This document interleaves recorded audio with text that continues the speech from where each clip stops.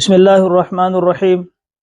عزیز طالب علموں، قرآن مجید فرقان حمید کی جو آخری پارہ ہے اس کے اندر ایک سورۃ بروج ہے۔ اس سورۃ بروج کے اندر ایک واقعہ ہے جو اصحاب الاخدود کے نام سے مشہور ہے۔ اس واقعے کے متعلق میڈیا کے اوپر آج کچھ لوگ بیٹھے ہیں جو اپنے آپ کو یہ باور کروا رہے ہیں کہ ہم دیندار ہیں اور ہمارا تعلق دیندار طبقے سے ہے، لیکن یوٹیوب کے اوپر، فیس بک کے اوپر سارے بیانات کرنے والے ان میں سے اکثر لوگ دیندار نہیں ہیں۔ صرف پگڑی باندھنے سے، داڑھی رکھنے سے کوئی دیندار نہیں ہو جاتا۔ تو لہٰذا عجیب و غریب قسم کے واقعات، اس واقعے کے متعلق مجھ سے کسی نے پوچھا تھا کہ اس کی حقیقت کیا ہے، تو اس کی حقیقت سن لے۔ مسلم شریف کے اندر حدیث ہے، یہ حضور پاک علیہ الصلوۃ والسلام کی پیدائش سے 70 سال پہلے کا واقعہ ہے۔ حضور علیہ الصلوۃ والسلام ابھی دنیا میں تشریف نہیں لائے تھے۔ آپ کی تشریف آوری سے 70 سال پہلے ایک بادشاہ تھا یمن کا، بڑا ظالم جابر قسم کا، یوسف اس کا نام تھا، ذو نواس اس کا لقب تھا، اور اس کا ایک راہب تھا جو اس کے لیے نجومی پونا، اس کے لیے جادوگری، ان کے لیے چیزیں کرتا تھا۔ ستیح اس کا نام تھا۔ اس نے اپنی آخری عمر میں کہا یوسف سے کہ بھئی میں بوڑھا ہو چکا ہوں، مجھے کوئی ذہین طالب علم دو کہ اس کو میں اپنا جادو سکھاؤں، اس کو اپنا جادو سکھاؤں۔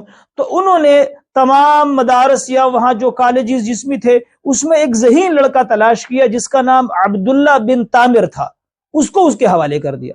اب وہ لڑکا جب جاتا تھا اس جادوگر کے پاس تو راستے میں ایک راہب تھا جو حضرت عیسیٰ علیہ الصلوۃ والسلام کے دین پہ تھا، اس کی نظر اس بچے پہ پڑ گئی۔ خیر اس نے بچے کو قصہ مختصر سمجھایا اور وہ بات بچے کی سمجھ میں آ گئی۔ خیر ایک دن بچہ وہاں سے جا رہا تھا، دیکھا کہ لوگ بڑے پریشان ہیں، دیکھا کہ ایک بہت بڑا اژدہا، ایک بہت بڑا جانور، ایک اژدہا ہے جو لوگوں کو پریشان کر رہا ہے۔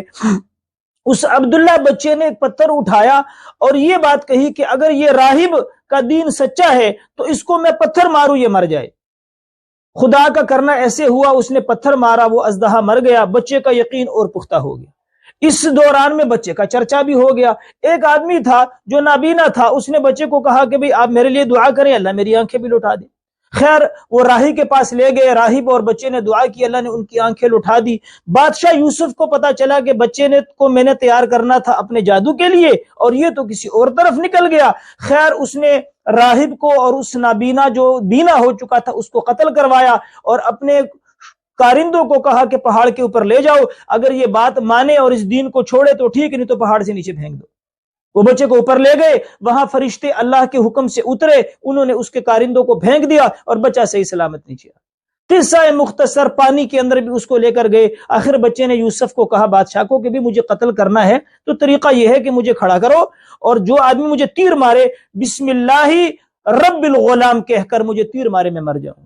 خیر لوگ سارے اکٹھے ہوئے بستی والے، اور اس کو تیر مارنے والے جب یہ الفاظ کہے بسم اللہ و رب الغلام، بچہ مر گیا، لیکن وہ سارے لوگ بچے کا جو رب تھا یعنی رب الغلام جس پر یہ بچہ ایمان لایا تھا وہ اللہ پر ایمان لے آئے۔ اس بادشاہ نے ان کے لیے خندق کھودی اور وہ سارے لوگوں کو آگ جلا کے خندق میں ڈالا، اور یہ بادشاہ کے کارندے وہاں پر تالیاں بجانے لگے، خوشی کا منظر تھا۔ اور اس جو خندق سے آگ جلی تھی جس کے اندر اس نے لوگوں کو ڈالا تھا وہ آگ آئی اور سارے ظالموں کو اپنے اندر بھسم کر گئی۔ مسلم شریف کے اندر اصحاب اخدود کا واقعہ اس تفصیل سے ہے۔